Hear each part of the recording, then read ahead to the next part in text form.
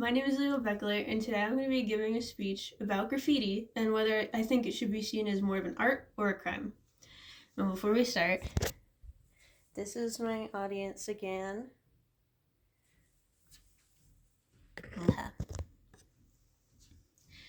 I once knew a kid at my first college in Minneapolis that painted graffiti at night with some of her friends. It was all harmless fun, just little signatures and images around the city and nearby buildings to the school. But one day I found out that she unfortunately got caught accidentally spray painting a building that belonged to the school and was brought in to be talked to.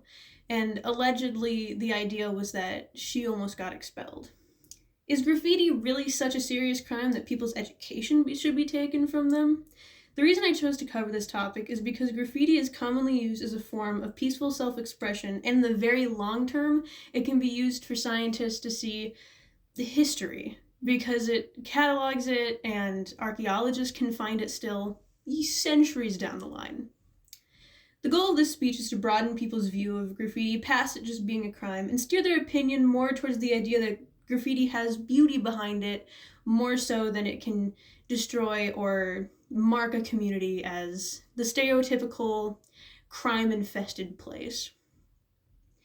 While I've never done graffiti myself, I speak on this topic as an artist and art student, and as an artist who has been contracted before to paint public spaces to catch the eye of the local community and just spread joy with the art, which is generally what I use it for. In this speech, I'll take you through the ideas towards graffiti, both from those who think it's a crime and my views towards it being an art. The first point towards graffiti being a crime is the property damage that it can cause.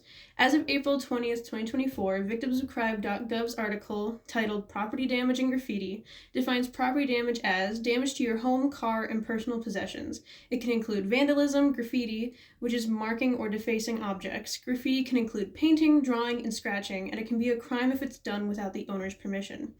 That being said, there are plenty of spaces in big cities that tend to be dedicated towards graffiti and street art, two very closely related but different forms of art. The second point for the opposing view is that this form of art brings with it certain safety concerns. As stated by a blog written by the Book and Artist team in August 2021, graffiti is widely considered a safety concern because graffiti can obscure important signs, warnings, and symbols that are necessary for public safety.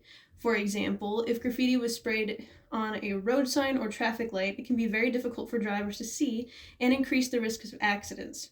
Graffiti can also be a sign of neglect and decay, which can attract criminal activity and create an unsafe environment for residents. That's where the typical stereotype of graffiti being associated with criminals and juvenile delinquents.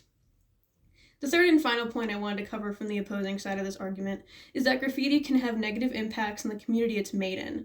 According to a security site known as Mosquito Loitering Solutions, graffiti is a sign of lawlessness and disorder, which not only impacts the people living in the area and traveling through, additionally, it sends a message to troublemakers the community is a playground for them to carry out their illicit activities. Typically, how it's viewed is that if there's a bunch of graffiti and it's not being fixed, the police in that area don't really care, so they can get away with a lot if they wanted to. While I understand and respect those who think of it as a crime, and to some capacities agree wholeheartedly that it can have disastrous effects, I still look at it more of an art form than something worth getting in serious trouble over. One reason I see graffiti in this way is because of its appeal towards freedom of expression. Graffiti artists can be unrestrained and anonymous, allowing them to break conventions and push boundaries in a space. It brings awareness, essentially. According to Ratcliffe Cleaning's March 2024 article, Understanding Motivations and Impact of Graffiti, they say, graffiti often serves as a medium for individuals to express their thoughts, emotions, and experience in a visually compelling manner. For some, it offers a creative outlet through which they can communicate their innermost desires or frustrations. The act of leaving your mark on a public space can provide a sense of empowerment and validation, particularly for individuals seeking visibility and recognition in society. Another reason towards my point in graffiti being more of an art form is that it serves as a social commentary for most, and brings attention to subjects that should be a more common dialogue within communities. This same source from before also states that for some individuals, graffiti serves as an act of defiance against authority or societal constraints.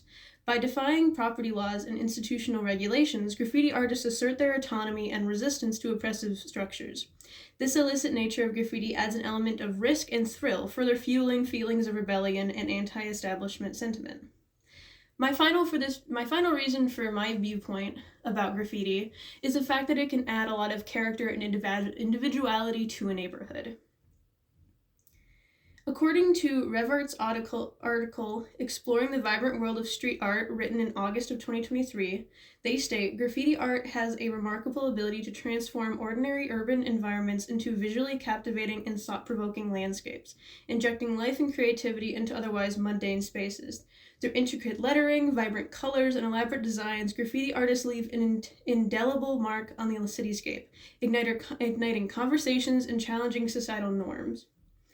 It also just brings a lot of foot traffic because people want to see the art. And it brings a community together because everyone's viewing the art in a very public way and talking about it in a way that everyone understands. The two ideas I presented in this speech were of the opposing, that graffiti is a crime because of its negative impact on people's feelings of safety, property, and community, and of my opinion that I see it as more of an art due to it giving people a unique form of self-expression, peaceful commentary on social issues, and the life and character it can add to a neighborhood. In the end, from the beginning, the kid from my college just had to pay a $200 to $500 fine, and they took a break from graffiti for a few months. Afterwards, my friends and I noticed that they started to pick it up again, and they just changed their mark and made sure to be far away from school buildings so that accident never happened again. As of right now, I assume they're still doing a fair amount of graffiti. And all through freshman year, my peers and I would always look around the city for art that was made by her and everyone else that does graffiti because we thought it made the landscape so much more rich in expression and culture, and we loved seeing it. We were an art school. It was our favorite thing to go out and see. Even if we were on bike rides, we would stop and point out and take pictures of it because we thought it made the view and scenery so much more fun to look at.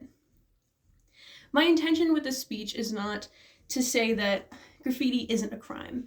It very much can be a crime depending on the intentions of the artist, and while I understand the stereotypes behind it, I am more so presenting this to bring attention to why people would do it and hopefully open a dialogue of graffiti being more of an art and that there is more beauty behind it than just the stereotype of juvenile delinquents wanting to assert, I don't know, their illicit behavior as adults. So the next time you see a train going by in Aberdeen and you start looking at the graffiti on it, decide whether you care more that it's a crime or whether you're having more fun looking at it instead of that while you're sitting in line. That is my speech for you today. Thank you so much for your time, and goodbye. I hope you have a great day.